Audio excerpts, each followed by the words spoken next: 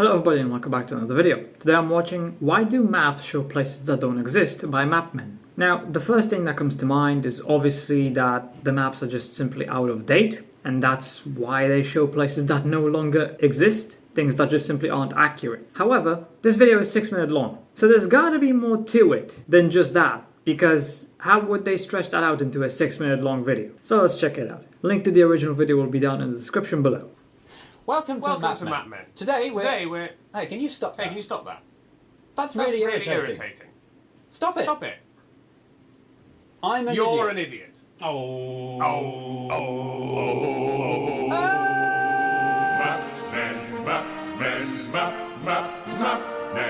Mapmen. Today we're talking about the thorny issue of map copying. As everyone knows, it's not a nice feeling when you've worked very hard on something and somebody steals it. Like that time I painstakingly drew a fake map of the India-Bangladesh border and it turned up in an episode of Geography Now.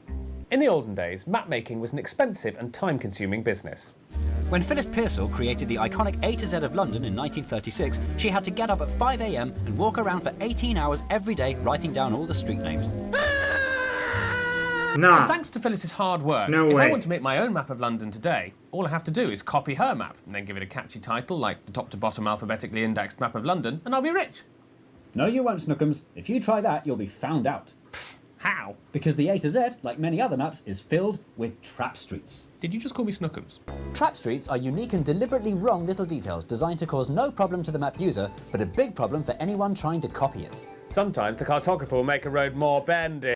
So they made it deliberately wrong? Okay, see, I thought that they would talk about something like Google Maps, where it just shows inaccuracies because the maps are out of date. But they're just talking about regular old physical maps. Never mind, the subject of the video is completely different than what I believed it would be. Hey. Or they'll deliberately spell one of the names wrong.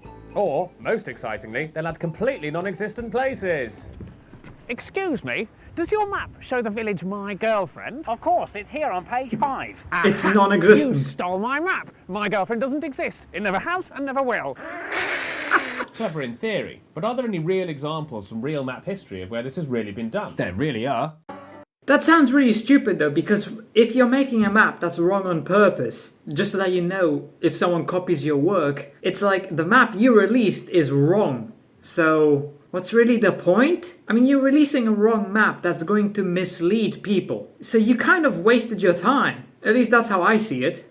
In 1936, the official map of Boulder County, Colorado contained the fictional Mount Richard, the name of which was chosen at random by the map's creator, Richard Ciacci. Another. In 1936, Hang on. That's the third time 1936 has come up this episode. How strange. I used to live at number 36. And I'm thinking about the number 36 right now. Spooky.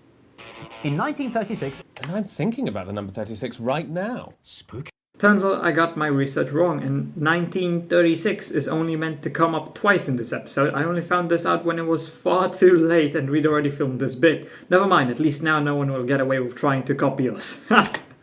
In 1936, Esso created a fake town called Agloe on this empty spot on their map of New York State. But then, in the 1950s, a shop was built on that spot, and the owners, looking at the Esso map, decided to call it the Agloe General Store. Years later, another map company called Rand McNally tried to copy Esso's map, and then Esso tried to sue them. But the joke was on Esso because, thanks to the general store, it already Agloe existed. had now become a real place, and the case was thrown out.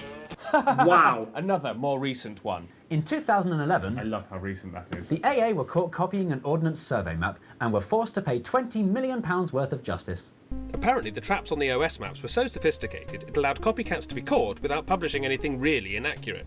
OS said, "There are some publishers who put deliberate mistakes in their maps. We don't do that." The problem is, trap streets by their nature are very tricky to find. In fact, if you ask mapmakers if their maps have any inaccuracies, they deny it. Of course they would. Hello? Hi, is your map full of mistakes? No, it's not. See?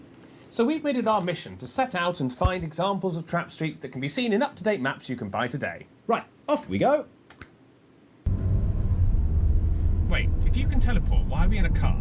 See, the whole thing with these maps that are just wrong, isn't this just completely thrown out the window because of Google Maps now? I highly doubt there's any inaccuracies made on purpose on Google Maps. Like accidentally, because the map is out of date in some places, of course that's happening. But there's nothing that's wrong on purpose. Also, do people still buy maps like this, like physical maps? Like, don't get me wrong, I have one in my car, just in case I ever can't use Google Maps for whatever reason, but I highly doubt people actually use them, unless they really have to, because they have no other options.